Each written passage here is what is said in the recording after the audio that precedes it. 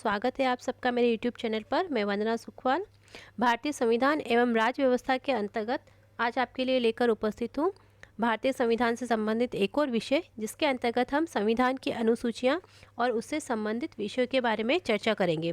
तो देखते हैं भारत के संविधान से संबंधित अनुसूचियाँ और इनमें कौन कौन से विषयों का उल्लेख किया गया है। तो सबसे पहले देखेंगे अनुसूची और उसमें संबद्ध विषय। पहली अनुसूची,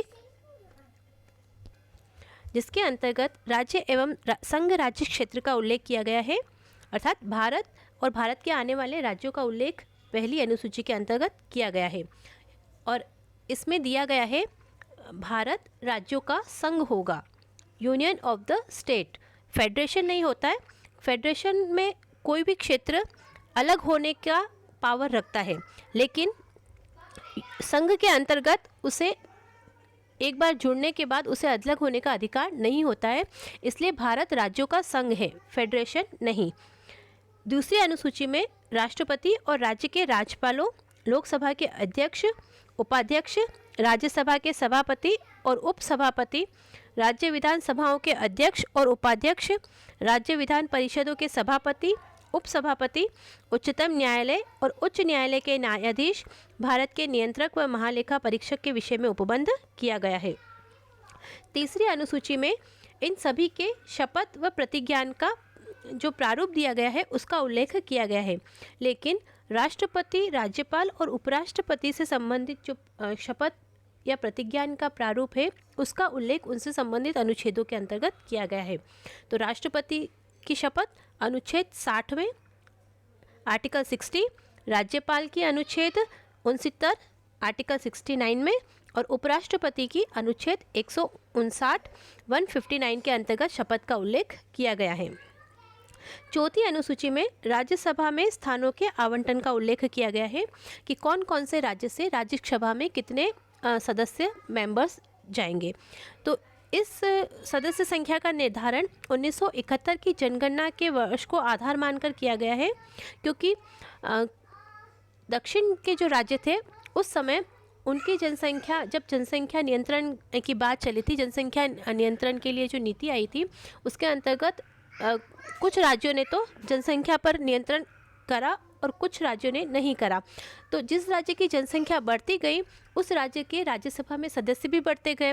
तो इस आधार पर राज्यसभा के सदस्यों की संख्या को लेकर कुछ विवाद सा उत्पन्न हो गया था।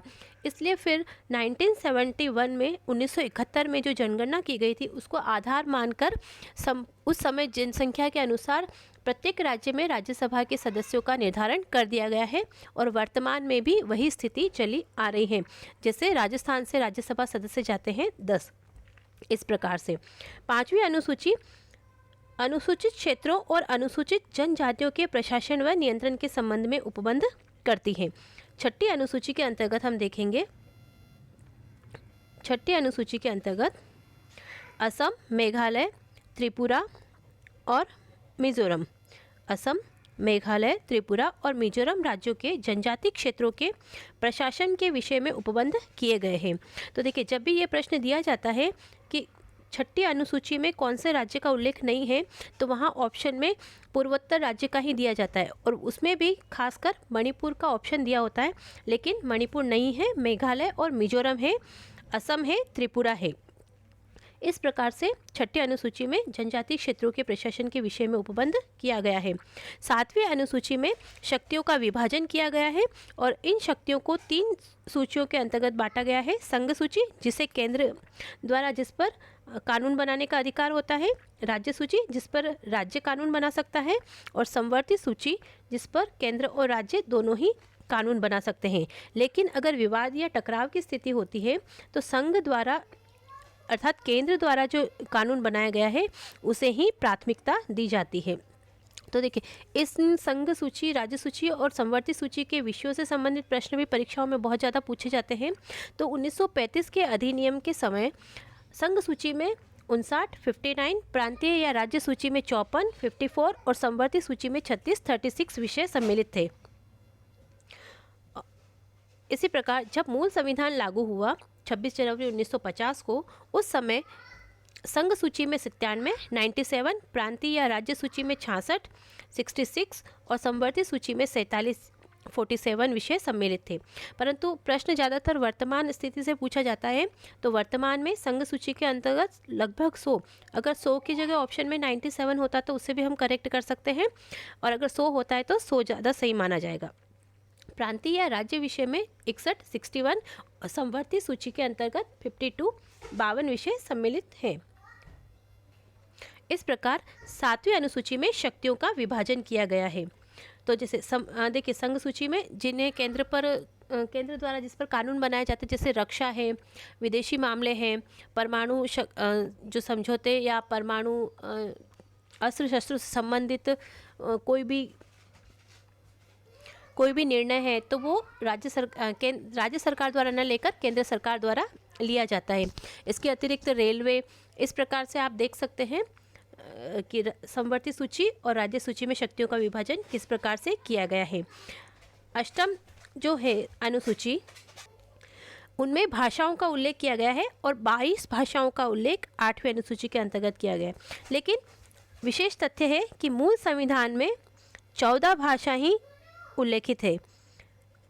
उसके बाद 14 के बाद 15वीं से लेकर 22वीं तक भाषाएं अलग अलग संविधान संशोधन द्वारा जोड़ी गई थी, है ना।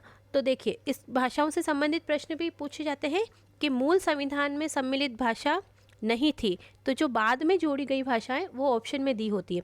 तो हमें 14 भाषाओं के नाम भी याद होने चाहिए कि कौन कौन सी भाषा उसमें सम्मिलित थी। तो देखिए, हिंदी जो हमारे राजकार्य की भाषा है वह है, और जिससे हिंदी निकली है संस्कृत, दोनों की लिपि देवनागरी है। तो हिंदी और संस्कृत 2 भाषाएं तो ये है।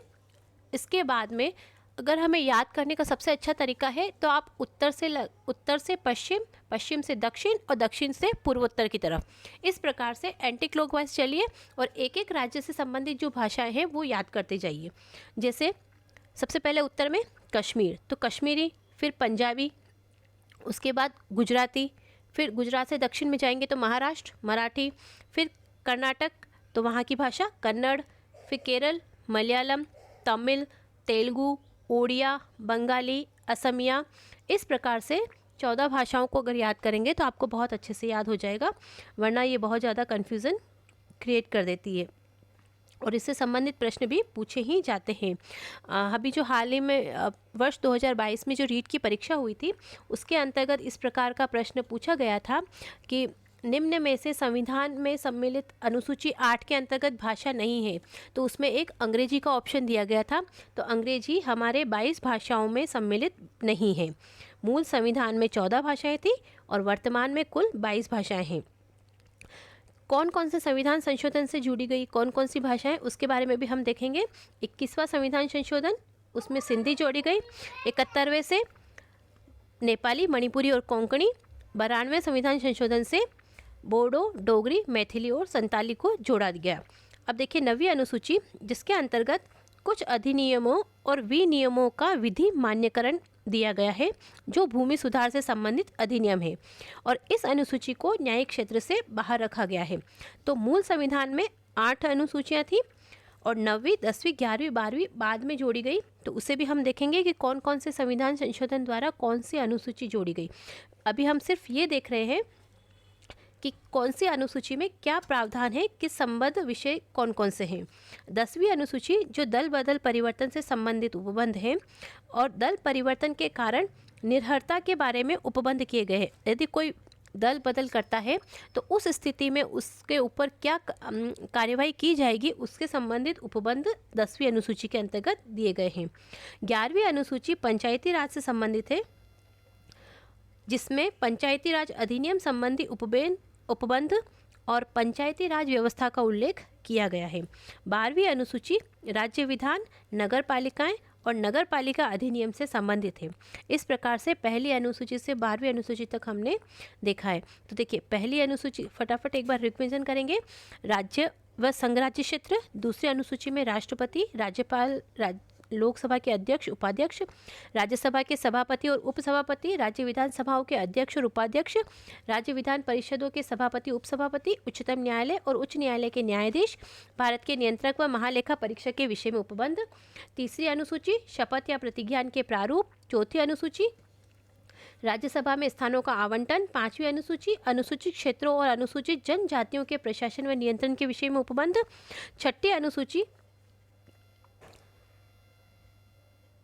असम, मेघालय, त्रिपुरा और मिजोरम राज्यों के जनजातीय क्षेत्रों के प्रशासन के विषय में उपबंध। सातवीं अनुसूची शक्तियों का विभाजन, संघ सूची, राज्य सूची और समवर्ती सूची के अंतर्गत। और ये जो समवर्ती सूची का प्रावधान है वो ऑस्ट्रेलिया के संविधान से लिया गया है। आठवीं अनुसूची में भाषाओं का उल्लेख है। नौवीं अनुसूची भूमि सुधार से संबंधित है। 10वीं अनुसूची दल बदल संबंधी उपबंध है। 11वीं अनुसूची पंचायत राज अधिनियम से और 12वीं अनुसूची नगर निकाय से संबंधित है, नगर पालिका अधिनियम से संबंधित है। इस प्रकार से 12 अनुसूचियों का हमने अध्ययन करा। इसके बाद देखेंगे अब कौन कौन सी सूची में क्या क्या प्रावधान जोड़े गए थे उसके विषय में। तो देखिए, तीसरी अनुसूची राष्ट्रपति, राज्यपाल और उपराष्ट्रपति का उल्लेख, इसमें इनकी शपथ का उल्लेख इसके अंतर्गत नहीं आता है।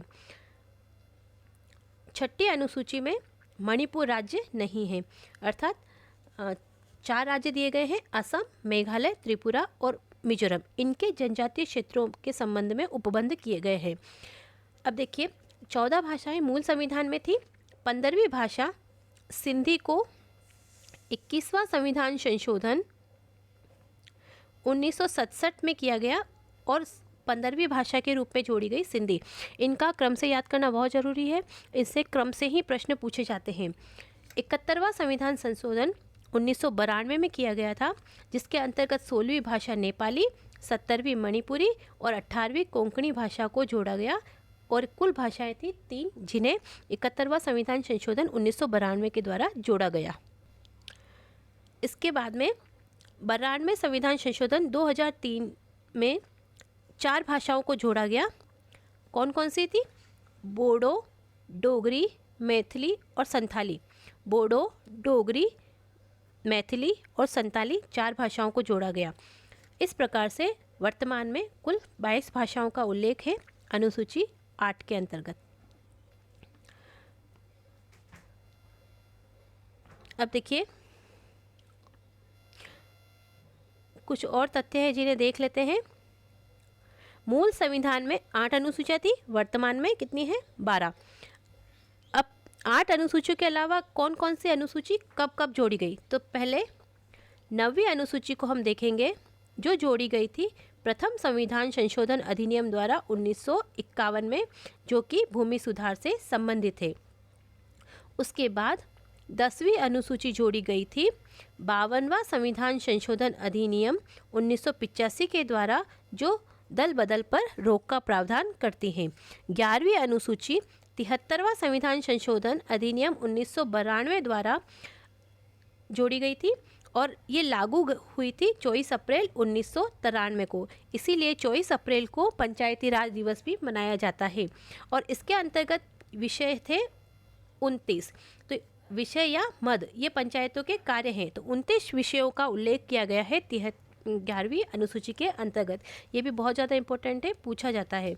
12वीं अनुसूची 74वां संविधान संशोधन अधिनियम 1992 से संबंधित है और इसे लागू किया गया 1 जून 1993 से। इसके अंतर्गत नगर पालिका, तो 1 जून 1993 से 18 विषय या मद 12वीं अनुसूची के अंतर्गत जोड़े गए हैं, जो नगर पालिकाओं से संबंधित है।